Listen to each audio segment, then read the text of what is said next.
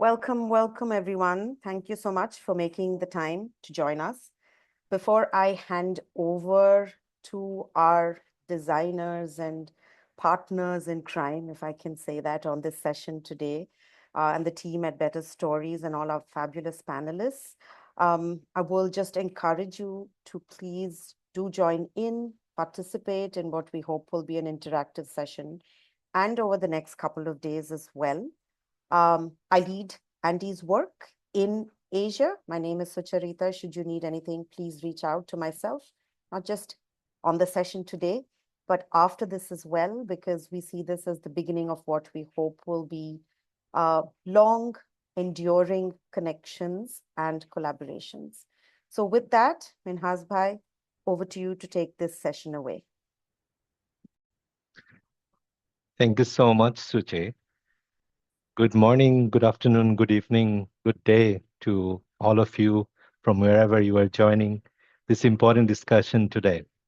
I believe you know that this is fourth time we are doing this convening, and this is the second session of the first day.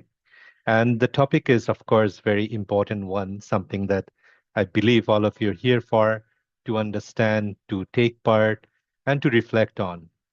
The topic for the day is, of course, navigating the uncertainties, the fall of NGOs, and the rise of social entrepreneurship.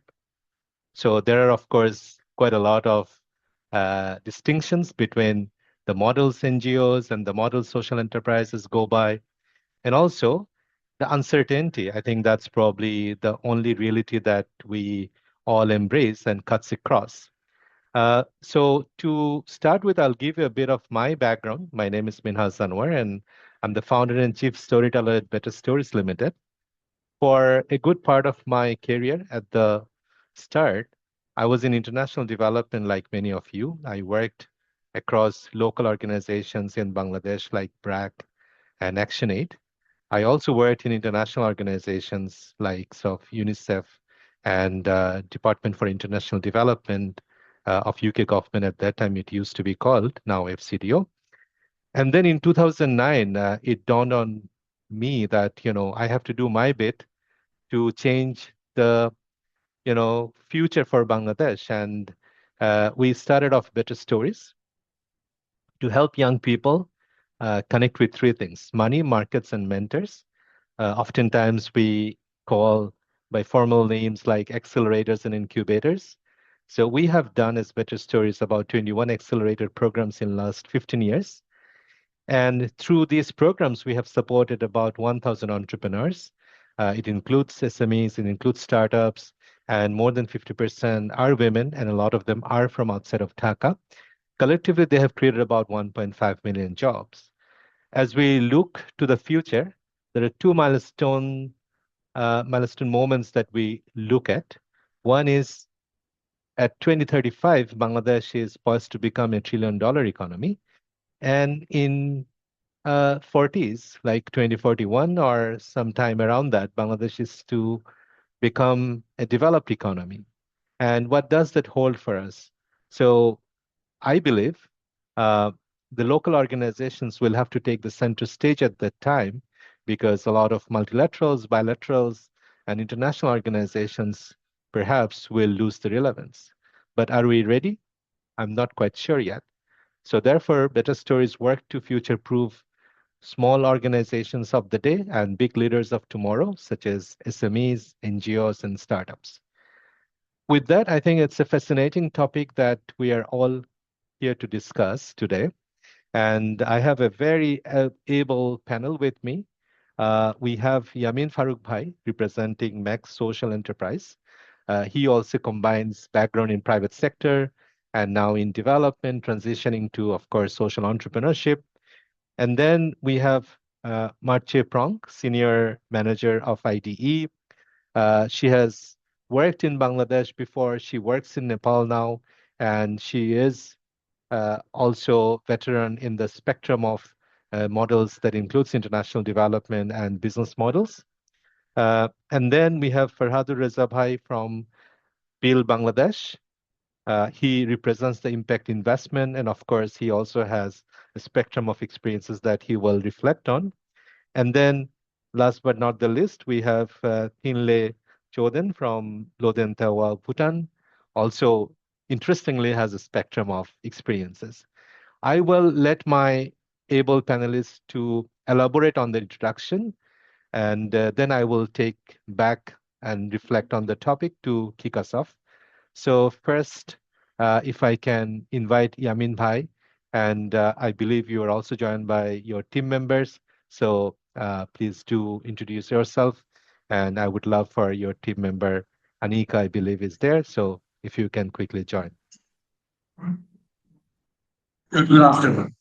My name is Yamin. I'm a mechanical engineer by training and the managing director of Max TapWater. The formal name is Max Social Enterprise Limited, but mostly we go by the brand name Max TapWater. So we bring piped water to households in vulnerable, climate vulnerable communities in the Borishal and Khulna division of Bangladesh. And I work with a team of 30 odd very capable executives, engineers, and field workers. And also we are enabled by another 70 odd who are contractuals and part-timers, etc. So I worked in manufacturing and project engineering and a little bit of research, from where about 3 years back, I came to the board of Max TapWater and was there for about a year, and where from there was a opportunity to come and play my operational role in Max TapWater. So I switched about 1.5 years back. So out of these 30 odd teammates of mine, about 5 are very old. They have been with this business, with this project for quite a long time from the beginning. And the rest, we are almost new or 1 year old or maybe 2 years old. So that's about it. And we will elaborate on how we operate, where we operate, and what's how we are trying to make a very fragile business more sustainable. How we are trying to not only future-proof but also disaster proof our natural disaster risk proof our assets, and what are our challenges, etc., etc. So I will, at this point, request Anika to introduce herself, and I'll be back with a story that we are weaving along with many other partners who are here. Thank you. Hello everyone, my name is Anika Tassin. I am a business graduate from Bangladesh University of Professionals. Currently I work at Max Social Enterprise. I am a business development executive where I focus on expanding our operations, managing corporate communications, and so also fostering collaborations with other companies. I also work with Minhas Bhai very closely with refining our business models to ensure our sustainable growth for the company.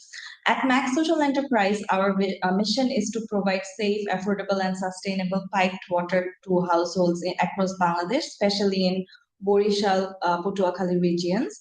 So through Max TapWater, we are currently serving thousands of people, creating local jobs, building smart grids, and that we are currently providing traditional grids that bring 24/7 water directly to the communities and the households.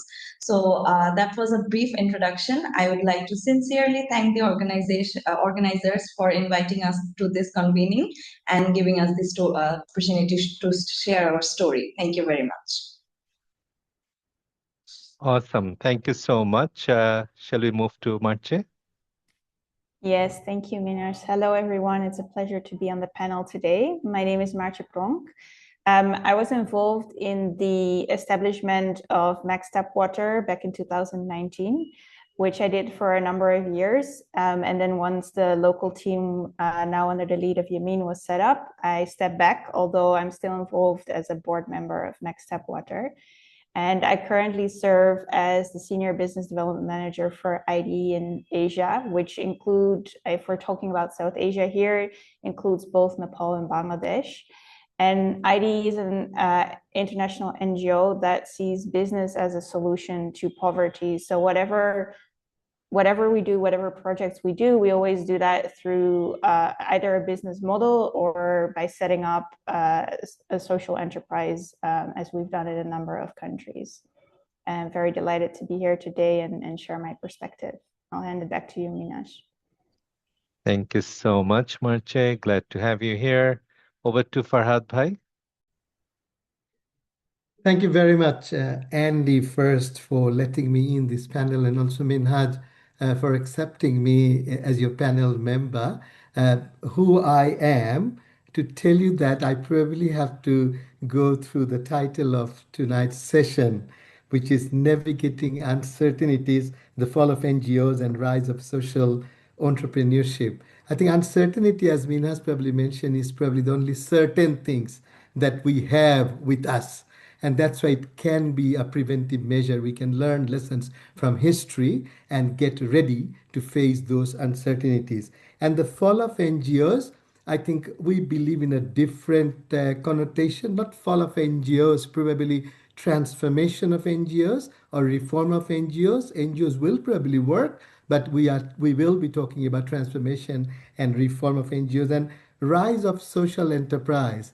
If we stick into that idea, we are not doing justice to the ecosystem, because we have to change our mindset. We have to think about not only social entrepreneurship, but impact entrepreneurship, because we have to think beyond social good. We are doing social good, we are doing environmental sustainability, and at the same time, financial return. So we have to think about impact entrepreneurs or impact entrepreneurship rather than just social entrepreneurship. So my name is Farhad Reza. By profession, I'm an architect. Most of life, I worked for Australian government. I delivered housing, infrastructure, community engagement, community development, money management for the First Nation people in Australia, basically the indigenous people in Australia. And I had the opportunity to use impact investment to deliver those services at some point of time when I thought that I do have a debt to my birth country, Bangladesh, and impact investment could be a fantastic tool for Bangladesh. So 2016, we established Build Bangladesh, an impact enterprise we call it, which has got a fund manager and a social enterprise underneath that. That's where we are working towards implementing the impact investment ecosystem. We are doing quite well. Bangladesh is a few country who has got a Bangladesh impact investment strategy, action plan, a national strategy. And we do have a national advisory board. So that brings my another hat. I'm the CEO of the National Advisory Board for Impact Investment in Bangladesh. I'm also part of the advisory board of ActionAid Bangladesh, and also working as a senior advisor to the Division of Investment and Enterprise at UNCTAD. Over to you, Minas. Thank you so much, Farhad Bhai. Looking forward to a great conversation with you and everyone else. So then we move to our colleague from Bhutan, Thinle. Over to you. Yeah, thank you, Minas. And I join everyone else in thanking Andy and the community who's here to listen to us. My name is Tinle Chodan. I am the founding CEO of Lodin Dewa Center for Social Ventures. We are an impact accelerator and a catalytic fund based in Bhutan for growth stage, purpose-driven, and financially sustainable ventures and entrepreneurs. I myself have evolved over the years, similar to Farhad. I've started in international development, then moved on to starting an NGO at the grassroots level, all in Bhutan. I've always remained in Bhutan. My work has always been Bhutan. Then I've transitioned to starting my own businesses, for-profit businesses, and then transitioned into working in the impact space or the social entrepreneurship space. So I have sort of, and some might say it's a serial social entrepreneur, but have navigated across sectors as well as across domain issues and geography as well. Thank you. Back to you, Minas. Thank you so much. We are looking forward to have a fantastic conversation with all these awesome panelists and all the participants on the call. So right from the get-go, I would like to invite everyone to add your comments. If you would like to introduce yourself, please feel free to do so. Maybe we can talk about your organization, the country we're from, and also ask a question if you would like. We will try to weave in the conversation, but first of all, the way I'm thinking, I would like to get you a bit of a backgrounder on the topic, then pass on to the panelists for their first set of contributions, and then would like to get to the questions and answer, and then maybe closing with one final remarks from the panelists. And as we promised, it will be a very candid, open, free flow conversation. Now to talk about the topic. So what is this uncertainty? I have a report from UNCTAD here that says the world economy is on a recessionary trajectory. They're saying global growth is expected to slow to 2.3% in 2025, falling below the 2.5% threshold that is often associated with the global recessionary phrase. And that's a sharp deceleration compared to the average annual growth rates of the pre-pandemic period, which were already sluggish. So that's a headline. And if we unpack a little bit further, the OECD has projected that there will be a 9 to 17% drop in official development assistance in 2025. And that's happening, as we all know by now, that there are 4 major providers of official assistance, such as France, Germany, United Kingdom, and United States. All of them have cut aid in 2024. And this is for the first time happening in 30 years. And if they proceed with their announced cuts in 2025, it will be the first time in history that all 4 have cut simultaneously for 2 consecutive years. So that's quite a big headline. So what does it mean for us?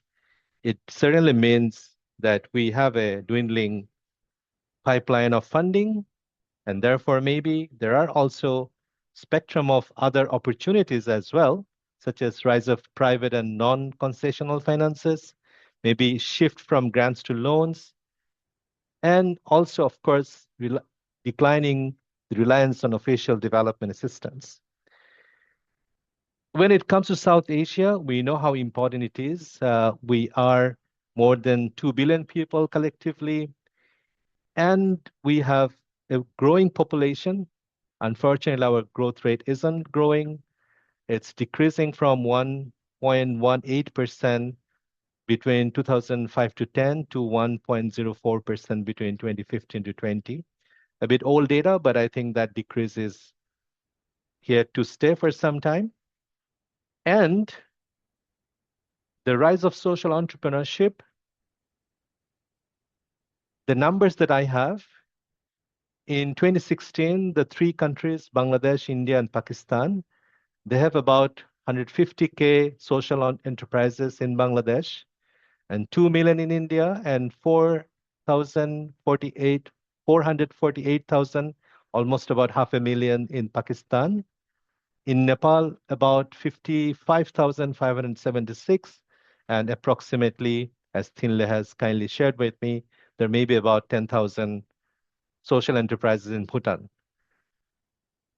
In certain countries in South Asia, social entrepreneurship or social enterprises are not officially recognized, but certain aspects that makes these organizations eligible to call themselves social entrepreneurship are, of course, reliance on revenue for their existence and investment in their people and delivering social benefit while also earning profit and revenue responsibly.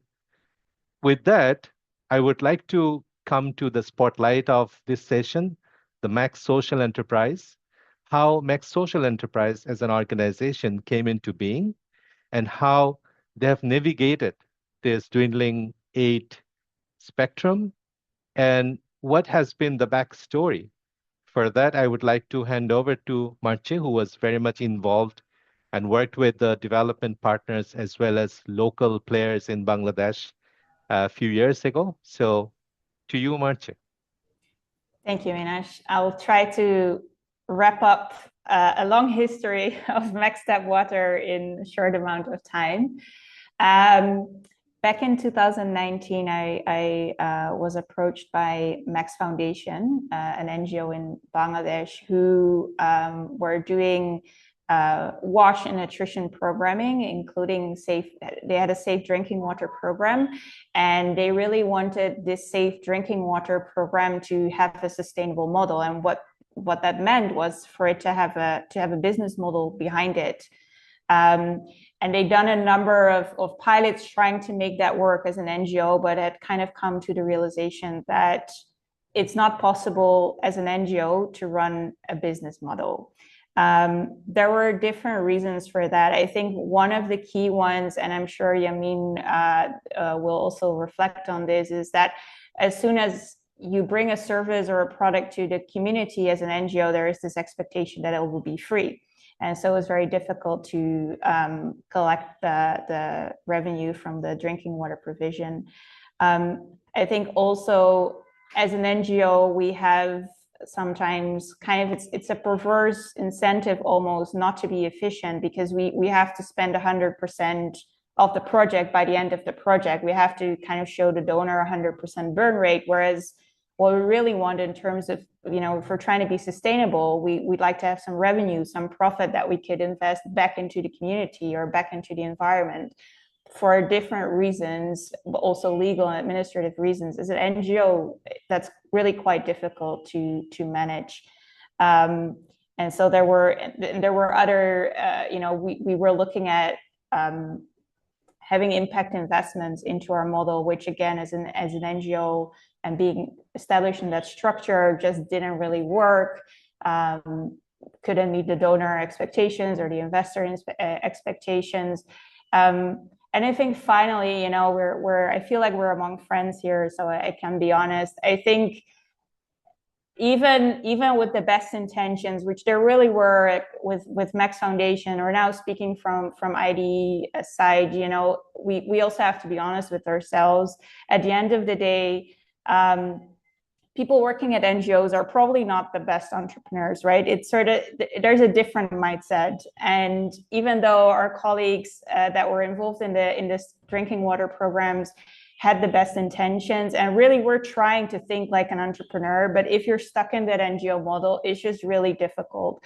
So there was also that recognition that we have to actually spin this off, create a separate entity, which is the brand name Max TapWater, or the sort of administrative name of Max Social Enterprise, and really have this, just run this as an enterprise, and work in a completely sort of be almost a totally independent. We can have obviously collaborations with NGOs. There are collaborations with the sanitation programming that Max Foundation still does. There's collaborations with different nutrition programming. That synergy is there, but in order for it to be truly sustainable, it was set up as a social enterprise. So that's in short kind of the history of Max TapWater and how we got to this point. Thank you so much, Marche, for being very frank and honest. And I think there is a journey, and that journey from a non-government organization model to social entrepreneurship model is part of the reason why we are having this conversation, to reflect on and see what are the lessons learned from it. And I would like to invite at this point Yamin Bhai to maybe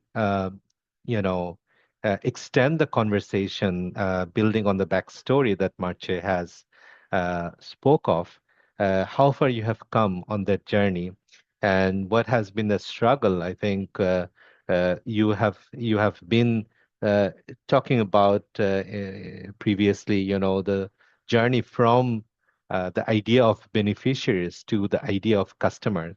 That's a big one, and I would like you to reflect on this journey and maybe share some of the struggles and how you have overcome those, and what are the ways maybe your lessons can be an opportunity for the colleagues on this call present to learn. So over to you, Yamin Bhai. Thank you. Thank you, Minas, and thank you, rest of the panelists and attendees, for your time and patience. So I will start off with being very blunt. We are not here to brag about any success that we have made in terms of business. Water business in Bangladesh, that too in the last mile community, is a very fragile, very precariously balanced a business which needs constant tending, constant support, constant innovation, and also a lot of other things that we do through partners and the community. So, yes, we have come from the innovation lab, which Marche was talking about. That innovation lab is Next Foundation, Bangladesh. And Marche, among others, were the first ones to come up with this business idea, the first ever business model, which has been changed, transformed, evolved over time. And still, we are in a journey in terms of everything from our activity, from our innovation, and from our business model tweaking. So, having said that, I will give you a backdrop which will help you possibly to understand us better.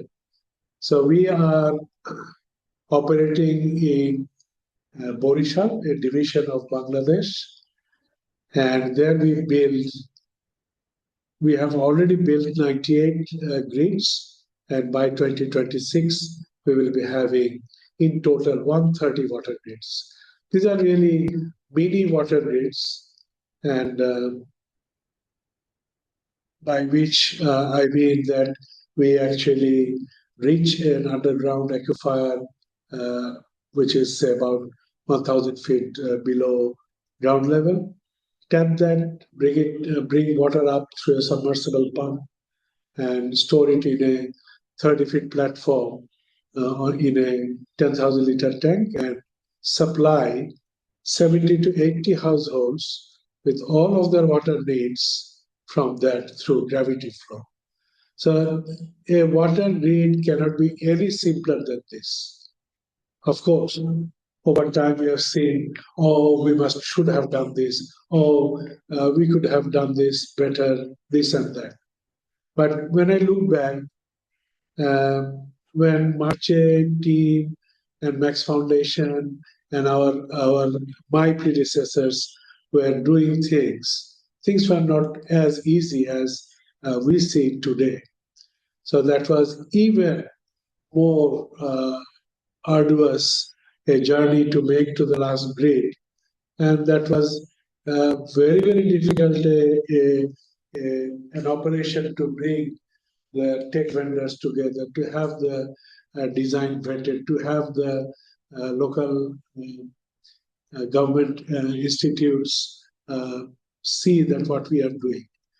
But of course, a very good thing happened that we moved from the innovation lab to incubation, then acceleration. And at this point in time, we are actually aiming further, aspiring to put a digital layer on our very, very conventional grid. So Anika will come to that in a minute, but I'll give you how we work. So that 70 to 80 households we connect. We take some money as the first connection fee, 3,000 taka, and 2,000 taka for the manual meter that we put to meter their flow of water in their houses. And every month they pay us something around 200 to 300 or 400 taka per household. Sorry, give me a minute.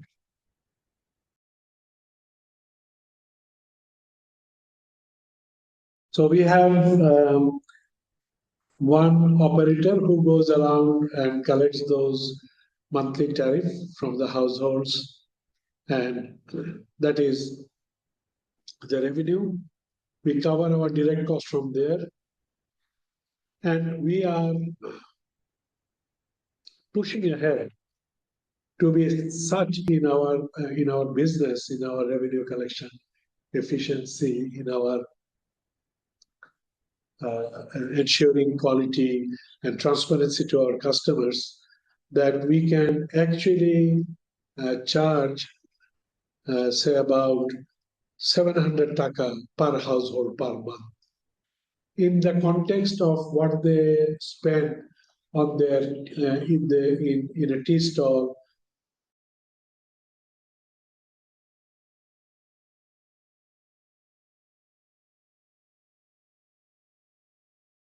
on their Wi-Fi connection, this amount is expenditures of that tier of the society. Of course, we did not go to the really homeless people. We targeted people who has got some sort of a house, even if it is made of a tin roof or even with leaves, that's okay. But they have some 300, 500 taka to spare of water. And we have been very much helped by Max Foundation, who grew the awareness in that community that safe drinking water equates to health, particularly that of children who are our posterity and who will take Bangladesh to the next centuries.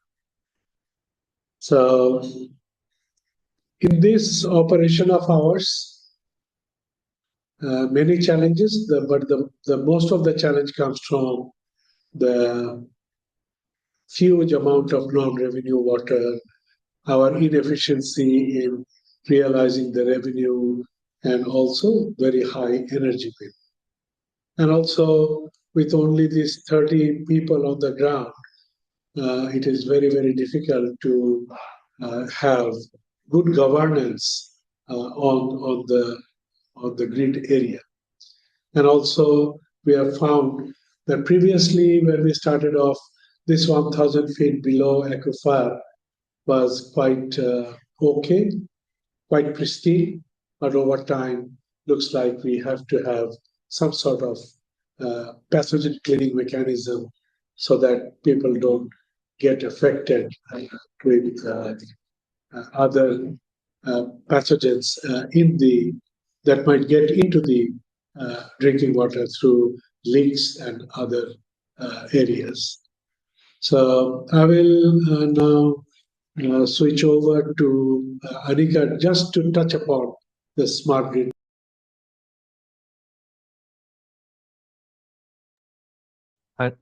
Anika, you are muted. Sorry, can everyone hear me now? Yes, we can. Okay. So we are transforming how communities in Borishal access water by digitalizing our conventional water grids through IoT-enabled smart meters, automation, solar integration, etc. Our goal is to upgrade 125 conventional grids to smart grids, enabling real-time monitoring, predictive maintenance, and better water management with digital payments and mobile financial services. We are improving here convenience for customers while increasing increasing operational efficiency. Early results will show a 30% increase in uptime and almost 25% reduction in water losses. So that's our goal. We are trying to achieve it by working hard. So yeah, thank you, everyone. Excellent. Thank you so much, Yamin Bhai and Anika, for portraying the story of Max Social Enterprises. And also, it started with Marche talking about, how it all began as a development program to maybe find a proof whether a development problem can be solved as a business. And then Yamin Bhai reflected on the challenges of it, of the transition. And then, Anika, you have portrayed about the future where smart grids are solving some of those struggles, like with non-revenue water. And it is end of the day a business, and it has got customers. They're paying for it, and they have the demand for it.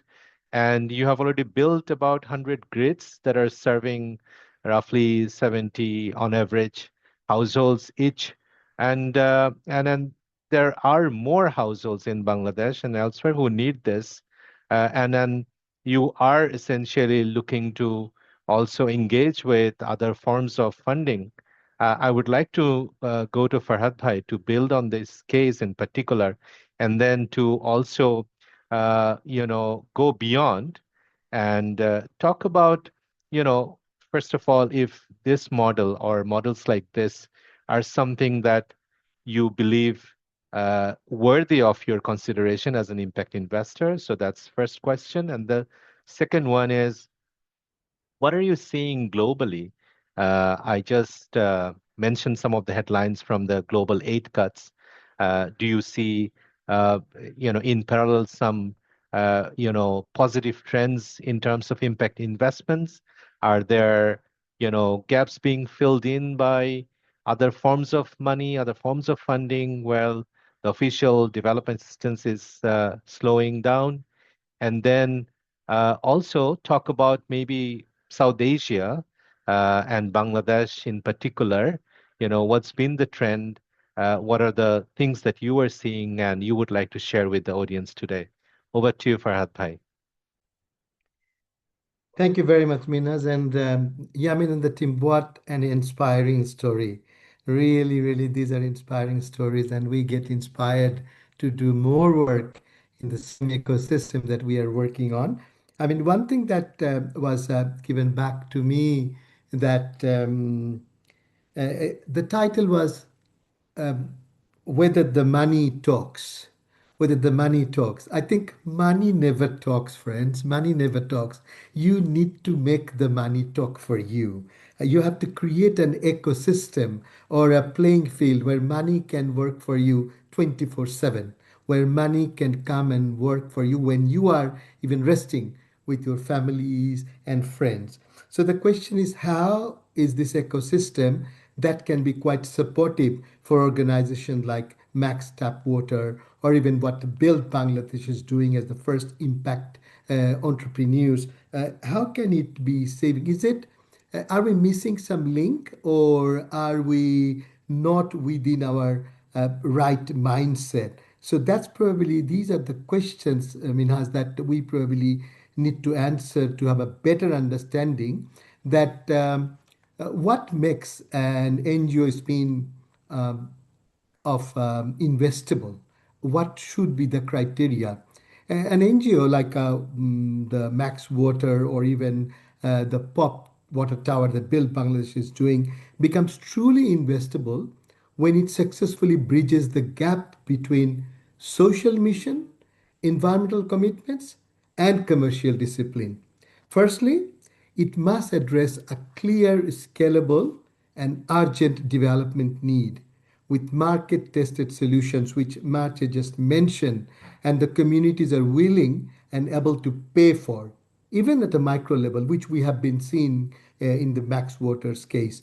Secondly, its governance must evolve from a donor dependent structure to an independent, transparent, professionally managed entity. Here comes Minhaj's the view that he provided with us, the UNCTAD report or the OECD report, that we need to come out or evolve from the donor dependency to a structure of an independent, transparent, and professionally managed entity with clear roles and responsibilities of the directors, management, and impacted stakeholders. Third point is the model must demonstrate measurable impacts alongside revenue generation, such as reduction of waterborne diseases, Yamin already mentioned, and we have heard from them that increased productivity, time saved for the women and children, by also showing consistent unit economics, cost recovery, and pathways to profitability, which we have seen again in terms of Yamin's presentation. Finally, investability is stronger when the venture is aligned with national development priorities. This is a very important one. ESG or SDG outcomes has strong proof of concept, replicability across districts, and the ability to attract blended finance. I'm again reinforcing blended finance from philanthropic, catalytic, and private capital, turning a social innovation into a credible, scalable impact investment opportunity. Next question then, Asmin has mentioned that is there a risk profile of water business too high for impact investors in South Asia or even in Bangladesh? As we have heard that the water business in South Asia is often perceived at high risk, but for impact investors, this risk is attractive rather than prohibitive. That's interesting, isn't it? For impact investors, this is quite attractive.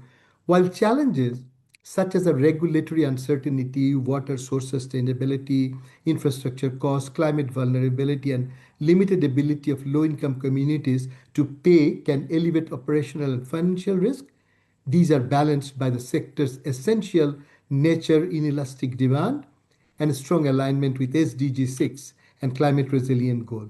Moreover, this risk can be significantly reduced through blended finance structures, long-term concession, as Min has mentioned, NGO government partnership, impact-linked subsidies, or robust water resource mapping, which obviously Max TapWater did.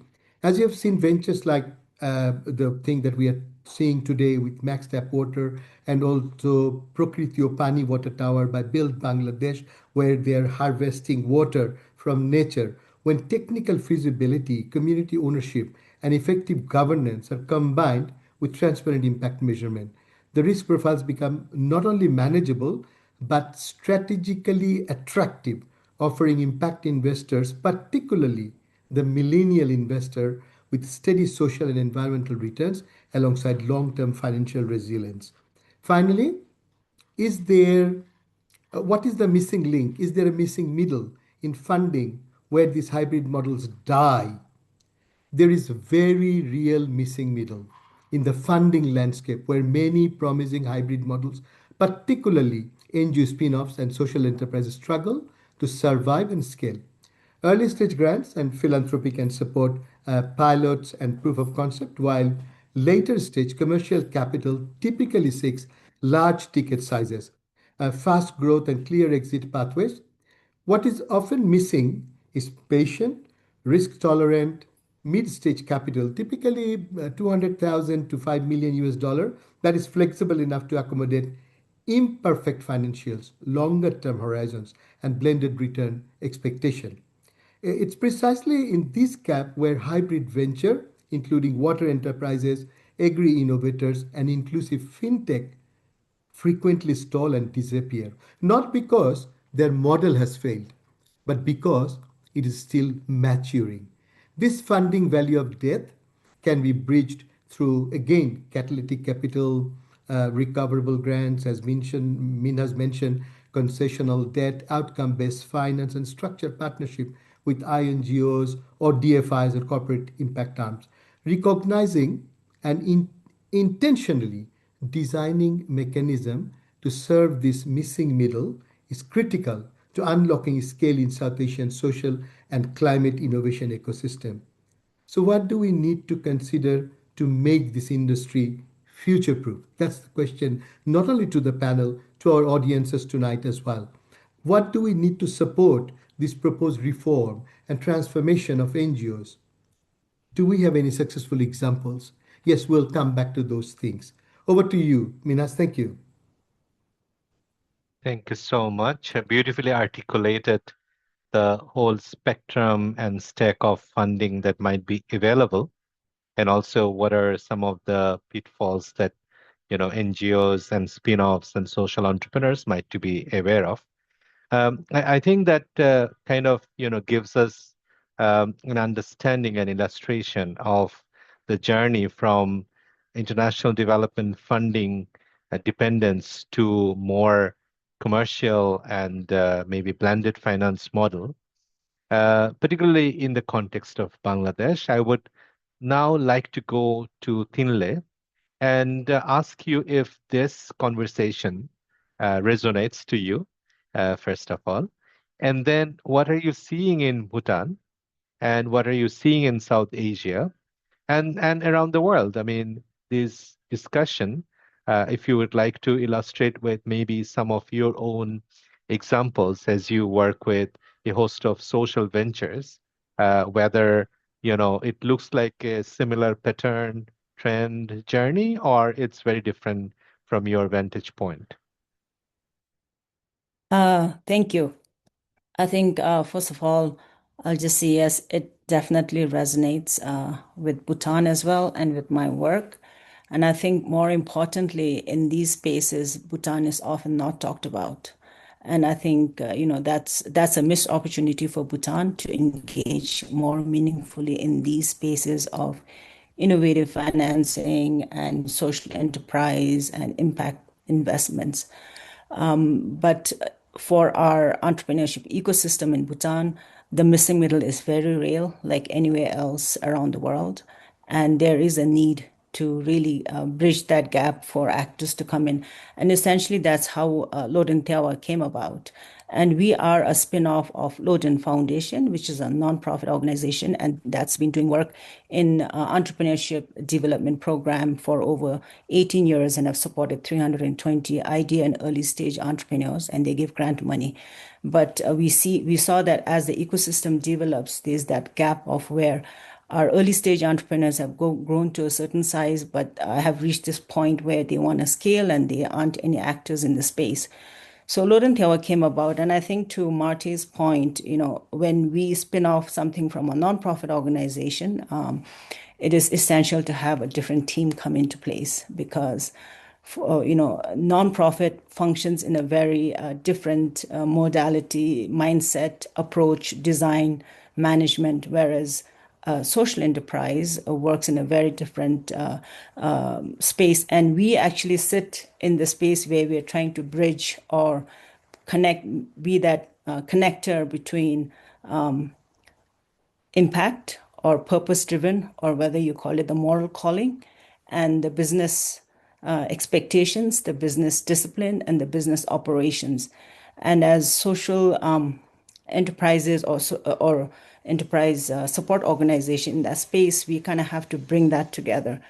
And so to answer to your question, yes, it resonates. And what are we doing and what have I seen around the world? I think many things have already been mentioned by our earlier panelists, but I think not only the actors reorganizing and repositioning themselves, is also the funders have to rethink how they do their giving, especially when you're talking about philanthropic giving or what we call philanthropy venture.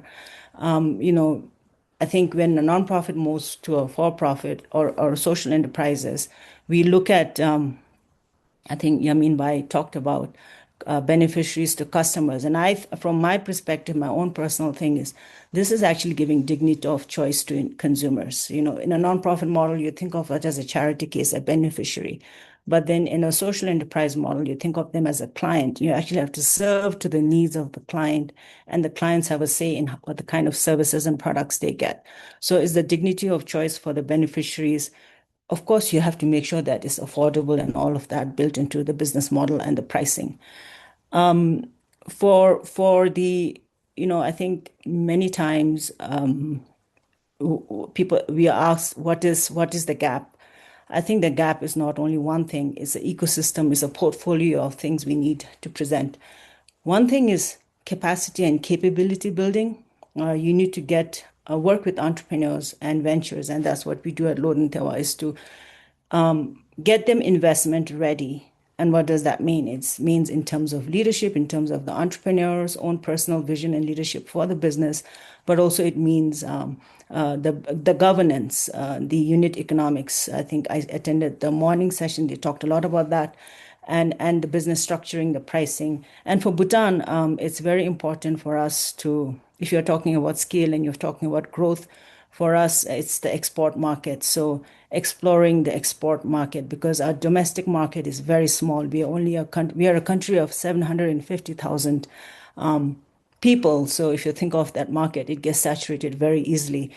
So looking at the global market and coming out of Bhutan, we have to have value and impact tied to the products and the services that our entrepreneurs deliver. And from that perspective, I often get asked, when you work with social entrepreneurs and you inject capital, how do you make sure they don't lose their social vision or the social angle? What's interesting in Bhutan is, I would say, about 90% of our entrepreneurs and startups, the social impact is part of their DNA, is part of their business model, is part of their value chain development, is not an add-on, is not an afterthought.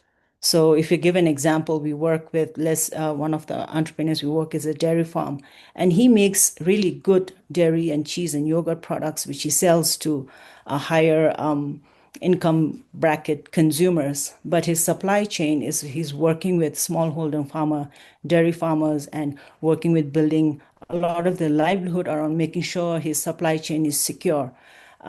And that's just an example of me trying to say that for Bhutanese entrepreneurs, our business model is the impact, and that's the DNA of the businesses. And many entrepreneurs don't necessarily see that because that's the status quo. So, and that is why I think even in Bhutan, when Minaz Bhai asked me about what's the data on social enterprises, many people think that's the status quo of businesses and enterprises. So therefore, we don't necessarily have a separate category that's called social enterprise, and therefore it's not captured in our data. But I think just to conclude my thoughts on that is the importance of capacity and capability building, the importance of market expansion, and what does that mean? And when we're talking about market, we're not talking of this broad category. We're really talking about, consumer interest and their preferences, and how do you cater to that? And I think the third component is the capital or access to financing. And even financing has to come in different tranches and different structuring. For Lord and Tewa, we call ourselves a catalytic fund because we are risk tolerant patient capital that we're trying to inject in a growth stage companies to get them to move them from point A to point B, where they're ready to receive higher, bigger ticket capital, private capital injections into the business that will have commercial interest and commercial returns built into their investments. So I'll stop at that for now, and maybe later on can expand on a few other ideas and questions. Thank you. Back to you, Minas. Thank you so much. That's such a rich contribution. While we get started now with the Q&A, I would just like to summarize very high level what Marche has spoken about at the beginning, the kind of mindset for the people leading, these enterprises is critical. And then Farhad Bhai has talked about the commercial discipline as well as the governance. And then Tinle, you have spoken of the choice for the customers, the dignity of it, and that they have the right to choose what they want and what they pay for. So I think these are kind of the themes that we all believe are critical for success of the models that we present to the investors or present to the market, to the customers. With that, I would like to get to the Q&A, and there are a few questions, Yamin Bhai, for you. I would also like to ask the audience, the guests with us today, feel free to ask us questions or share a comment. You can use the Q&A to let us know if something you would like to contribute or ask the panelists. You may want to tag one panelist, or it can be general, no problem with it. So the first question that I would like, Yamin Bhai, for you to take is around the model. So do you think Max TapWater can do for water in Bangladesh what Rockefeller-backed power microgrids did for distributed renewable energy access in India? Do you need any additional backgrounder on the Rockefeller-backed power grids model? I can then invite Suchi to elaborate on that, or otherwise I give it to you. That would be great. If I don't know much about Rockefeller-backed micro power grids, if Shuchi can elaborate a bit. Yeah, I think it'll be great, Suchi, if you illustrate a bit, the model, and then Yamin Bhai can respond. Sure, I'm happy to do that. So the context here is that many, many years back, Rockefeller Foundation kind of decided that to address this problem of energy access, right, that the distributed renewable energy model was the way to go. So that was the first decision point. And they actually said that that would be their strategy, right? They would fund microgrid expansion across the country. And they transitioned, so they set up something called Smart Power India, which then went on to sort of scale into TP Renewable Microgrid Limited, which was a joint venture with Tata Power. Very quickly, that's the evolution. Since then, now, since we do have close to universal access in various shapes and forms, etc., obviously Rockefeller do not necessarily support that work anymore, but they are, credited with having been one of the major drivers for this entire movement and for establishing the viability of the model. So that's the quick background. Awesome. Thank you. Thank you, Shuchi. So I don't know whether I will be competing with Rockefeller Foundation or not, but definitely in terms of catalyzing water business, I think we can do even more, because what I cannot do by myself, being a reactant, I can do 100-fold more being a catalyst. So our mission vision is to actually showcase a water business which is sustainable, innovative, and reaching the last mile community in an affordable business revenue model. It can be sustained. And if this is the case, we hope and pray that many more will come to see our case. And we are very open, we are very candid. Anybody who wants to go to our grids, we welcome them most and give them a tour and explain things to them, and even tell them that they can become a co-investor at any point in time they want to do that. So yes, I have with my team a huge hope of this is very, very aggressive a dream, but reaching every corner of Bangladesh with a sustainable water business model which is scalable. And if I cannot do it, others can do it. And we want to be remembered as the ones who showed the way. I think that would be a huge honor for us. Thank you. Fantastic. I mean, I really believe in what you have just said and wanted to just add that the smart grid model uh, perhaps is going to be also quite an innovation and a gift for not just the country, but for the entire world. Because in my research, I haven't come across any other, model where the elements that you are integrating are already done. So there are a lot of learning that will happen along the way, and the way you have been inviting contributors from many different sectors, starting from software, technology, suppliers for water grids, and then on the other side, fintech players, and market innovation. I think there are a lot of innovation that's going to happen, and a lot of lessons learned as well. So I, for one, look forward to, seeing you evolve with that model. And then thank you very much for sharing your inspiring story and aspiration as well. With that, I would like to move to our second question to Farhad Bhai. So there is a question for you. What new hybrid models do you expect to emerge in the next decade as development financing changes? I think you have already kind of elaborated in your contribution the stack of financing that maybe are available, but this one particularly, if you would like to add more meat to that, I think that will be wonderful.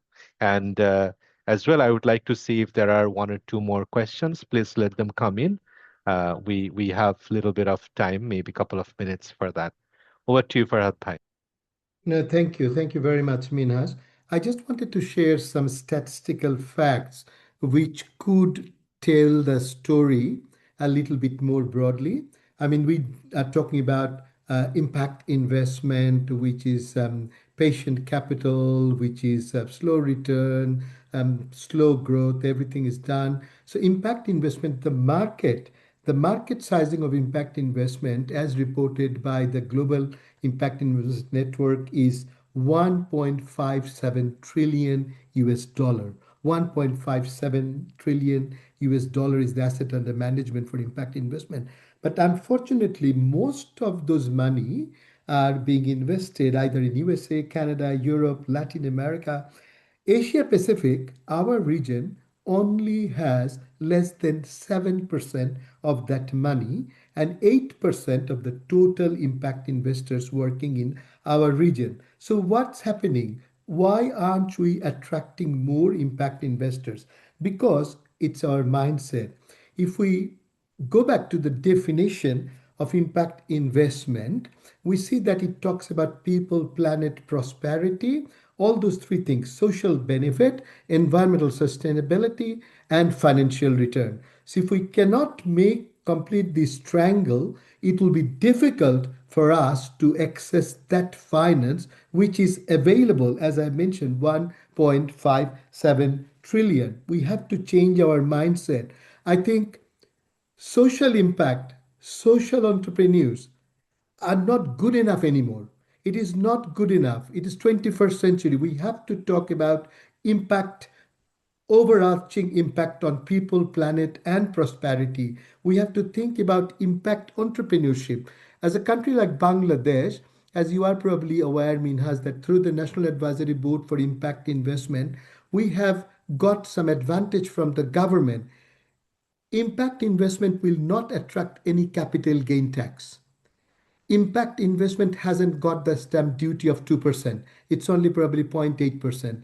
Impact investment is equal to the green finance. So if we can transform social entrepreneurs to impact entrepreneurs, then we may claim all those benefits for our entrepreneurship as well. That it will not attract capital gain tax, it will not attract investment, I think. But what I was going to share then, that this is not an isolated thought. It's already happening. It's already happening. A lot of NGOs are becoming impact investment fund owner and things like that. Like, for example, globally, very recently, last week, UK government has initiated Department of Impact Economy. So as a government, they are now implementing the impact economy as part of the mainstream economy or investment. Save the Children Australia, one of the largest NGO, have launched their first impact fund last year of 7 million. Then again last year, after the success of that impact fund, they have launched another impact fund of 24 million. It's an all blended finance, first global NGO to do so. They have done a blended finance impact investment. And in Bangladesh, we have seen a surge in membership for our National Advisory Board for Impact Investment. We had only one NGO, which was BRAC, as a member from NAB. Now we have got 6, 7 NGOs who became member of the national, because everybody is trying to focus towards the impact investment. Build Bangladesh has done their project on micro impact investment. This is a very successful pilot, and now we are scaling it up in partnership with ActionAid Bangladesh. Micro impact investment, different levels for ultra poor people, for the poor people who has got a little bit of savings. It's a change of mindset from loan to investment.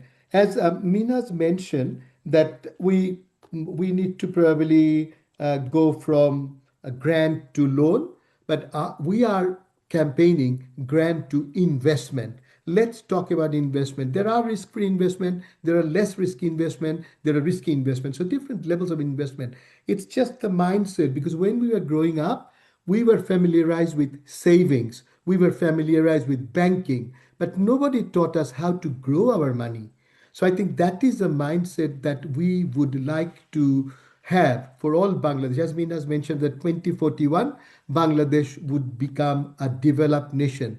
And our goal is by 2041, majority of Bangladeshi or all of Bangladeshi should have at least one investment portfolio. It can be 500 taka, it can be 500 million. So the change of mindset is very much needed. Over to you, Minaz.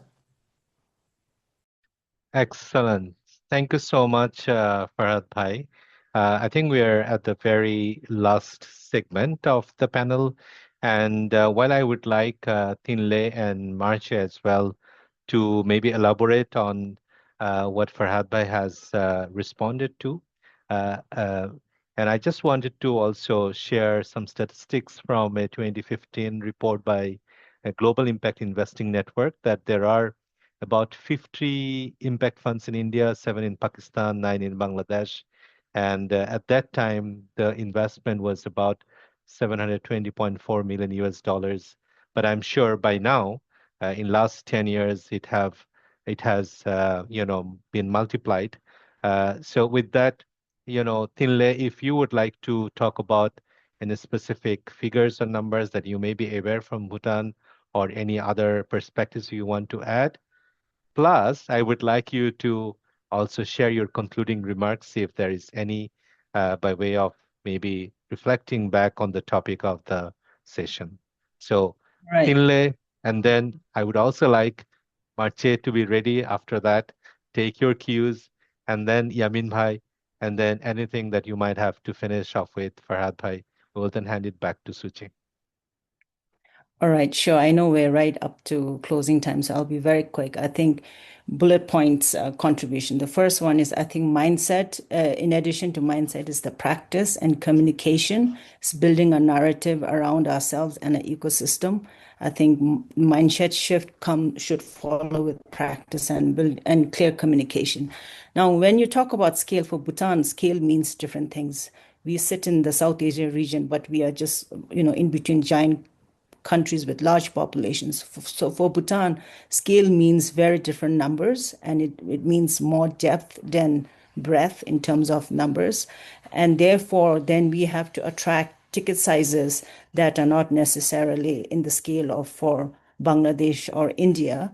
And when we have to attract ticket sizes like that, sometimes we don't, quote unquote, seem attractive enough for some of these big institutional funds. So therefore, we have to look at family offices and family foundations that are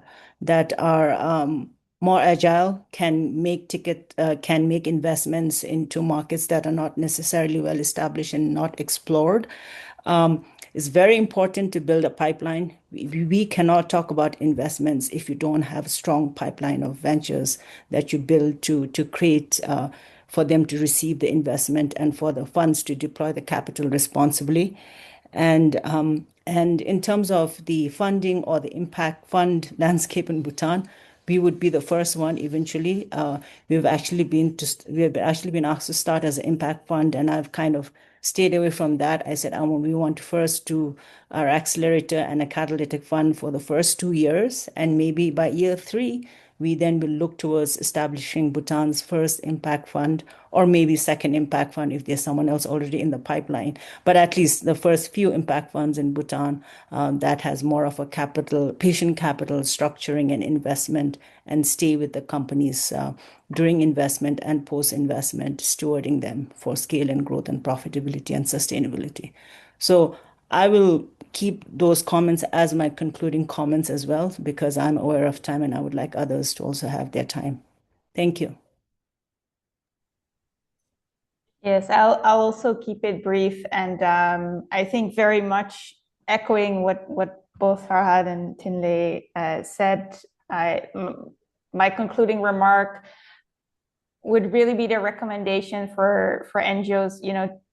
It's all around mindset and putting it into practice, right? So I think for looking at this session of the fall of NGOs, the rise of the social entrepreneurs, for me, to put it very blunt, I am Dutch. We like to be very direct and very blunt. Forgive me for that. I think my advice for NGOs would be, you cannot half-ass this. You have to be all in. You have to commit. You have to be brave.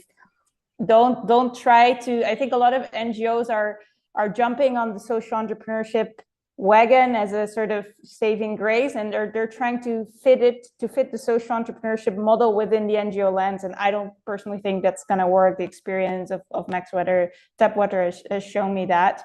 I think go all in, be brave, set it up as an independent, a social enterprise, impact enterprise. Completely agree with Farhad. We have to look broader than just social and look at impact investment, impact entrepreneurship. I think that's a way more comprehensive term that I would like to see us adopt. So I'll leave it at that.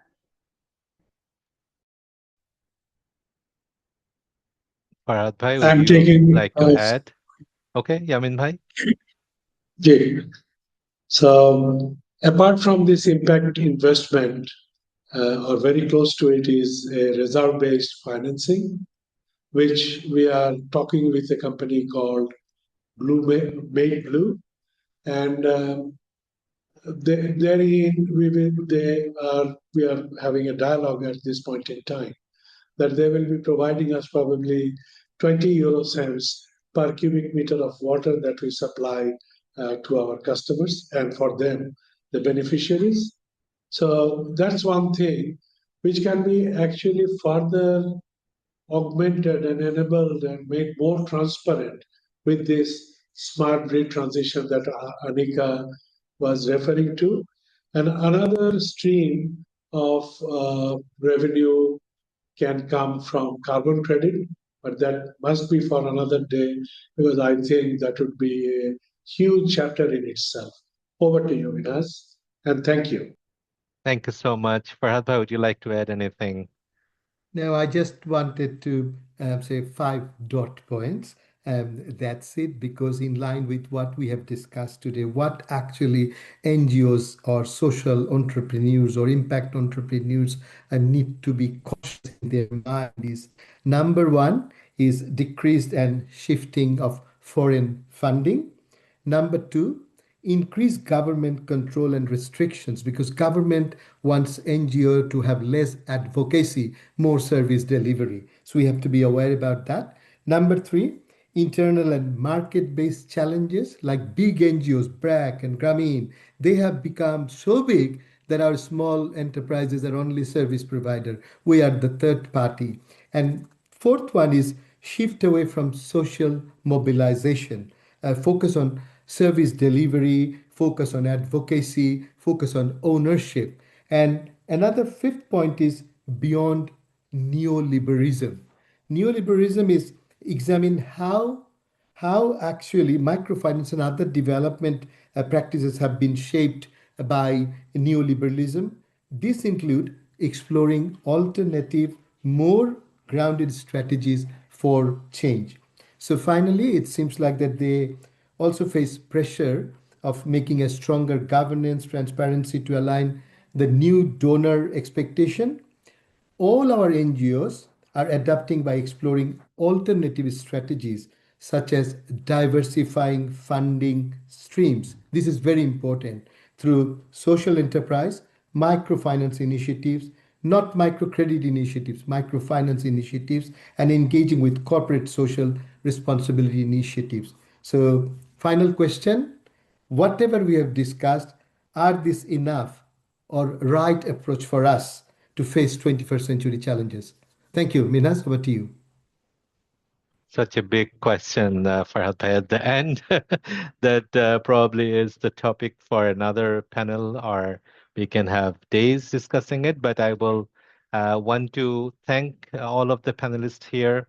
And as Marche has said, let's go all in. And this has been very rich discussion with a lot of wisdom, a lot of also stories of inspiration and struggle at the same time. And I think with that, we can hand it back to Suchi. So audience, thank you so much for staying, although we have gone a bit beyond the time. Thank you. You made my job very easy, just to say, reiterate the thanks and remind all of our audience and participants to please continue to stay connected. We're happy to make connections. This is the beginning of what I hope will be extended, not just conversations, but maybe some partnerships. Please do join us for the next session today and over the next 2 days. And see you all soon in one shape or form. Bye, everyone. Thank you, everyone.